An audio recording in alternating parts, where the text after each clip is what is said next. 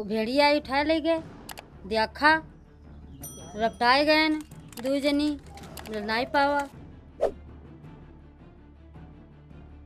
बहराइच में एक बार फिर भेड़ियों ने दस्तक दे दी है। एक बार फिर ग्रामीण इलाकों में खौफ का माहौल बना हुआ है। लोग डरे और सहमे हुए हैं, क्योंकि बहराइच के ग्रामीण इलाकों में न सिर्फ भेड़िया रिटर्न हुआ है, बल्कि आदमखोर जानवर मासूम बच्चों की जान लेने पर उतारू हो गया है। बताया जा रहा है कि मां के साथ सोए एक मासूम बच्चे को आदमखोर जंगली जानवर उठा ले गया। इसके बाद बच्चे का शव गन्ने के खेत में पड़ा मिला।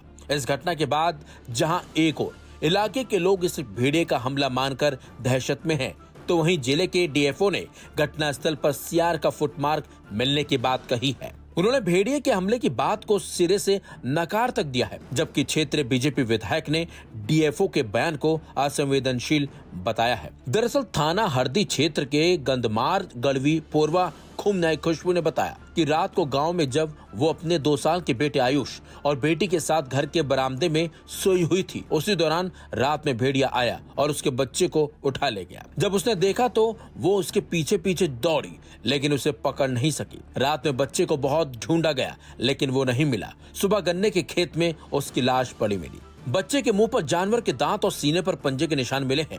घटना के बाद से पूरे इलाके में दहशत है। परिजनों का रो रो कर बुरा हाल है। सुनिए परिजनों ने क्या कुछ बताया। क्या हुआ था रात में?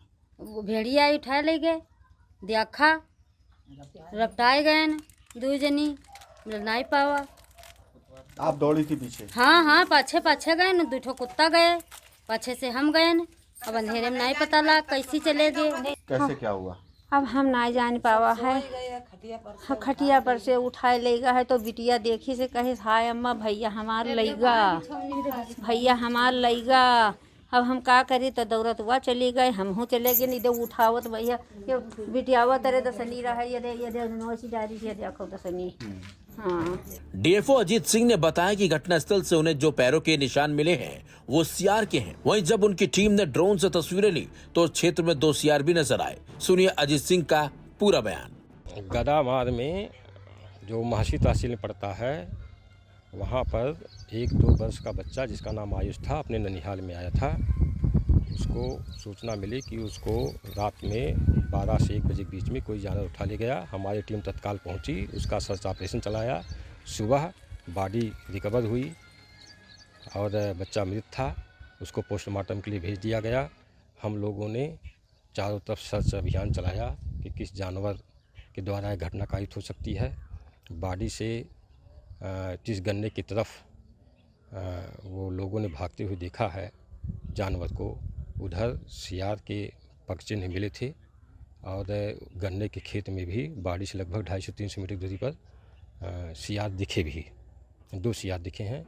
वहीं इस घटना के बाद क्षेत्रीय बीजेपी विधायक सुरेश्वर सिंह ने भी मौके पर पहुंचकर घटनास्थल का दौरा किया। इस दौरान उन्होंने वन विभाग के अधिकारियों को फटकार तक लगाई और कहा कि अगर डीएफओ का बच्चा होता तो क्या होता।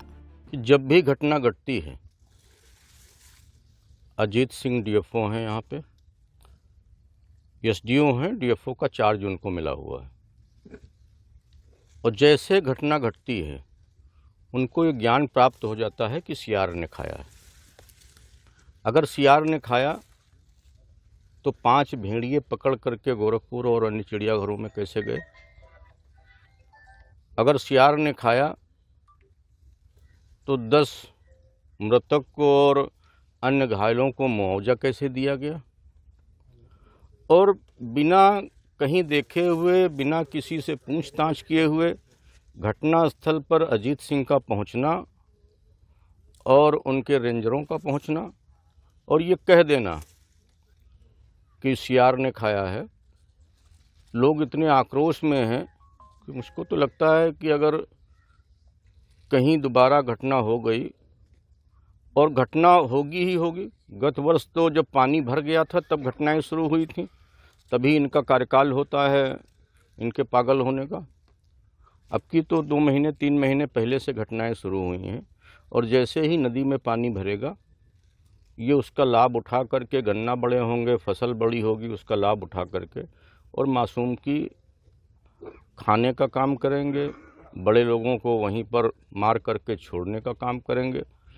अगर सरकार ने इस पर कोई शीघ्र निर्णय न लिया, कोई अच्छा अधिकारी, अच्छा रेंजर या अच्छा डीएफओ यहाँ पर पोस्ट नहीं हुआ, तो अब की घटनाएं बढ़ेंगी तो उसको संभाल पाना मुश्किल होगा।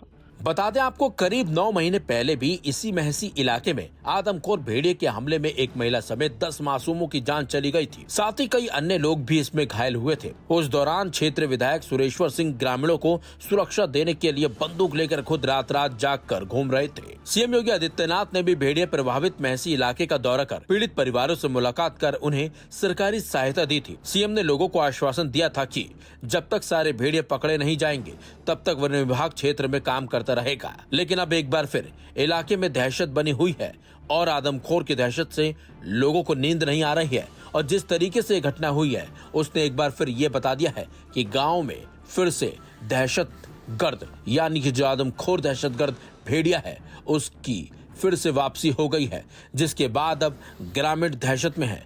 वहीं अब डीएफओ का एक तरफ कहना है कि वो सीआर है, जबकि बीजेपी विधायक का साफ साफ कहना है ये किसी और ने नहीं बल्कि आदमखोर भेड़िए का ही सारा किया गया हुआ हमला है। अब सवाल उठता है कि डीएफओ सही है या बीजेपी विधायक, क्योंकि बीजेपी विधायक अब सरकार पर भी सवाल उठा रहे हैं और उन्होंने मांग की है कि यहाँ किसी सही अधिकारी को भेजा जाए, नहीं तो लगातार ये हादसे बढ़ेंगे और लोगों का गुस्सा भड़केगा। ऐसे में सवाल उठता है कि डीएफओ गलत जानकारी लोगों के सामने क्यों पेश कर रहे हैं और वो ये नहीं क्यों मान रहे कि हाँ हकीकत में ये भेड़िए का हमला है, क्योंकि गांव वालों ने खुद कहा है कि उन्होंने खुद अपनी आंखों से भेड़िए को, बच्चे को ले जाते हुए देखा था। एक तरफ तो गांव में लोग भेड़िए के आतंक से दुखी हैं, परेशान हैं। लोगों को डर सता रहा है कि भेड़िया अब उन पर अटैक न कर दे, लेकिन डीएफओ और विधायक जी का विवाद अलग स्तर पर चल रहा है। डीएफओ का साफ साफ कहना है कि यह हमला सीआर ने किया है और इसमें भेड़िए का कोई रोल नहीं है, जबकि विधायक जी का साफ साफ कहना है कि हमला भेड़िए ने किया है, सीआर ने नहीं। अब ऐसे में ये विवाद उलझता हुआ नजर आ रहा है, क्योंकि विधायक जी ऐसा लग रहा है कि डीएफओ साहब के पीछे ही पड़ गए हैं, क्योंकि उन्होंने कहा है कि वो इस मामले की शिकायत योगी आदित्यनाथ से करेंगे और वो कहीं ना कहीं डीएफओ से नाराज भी दिख रहे हैं।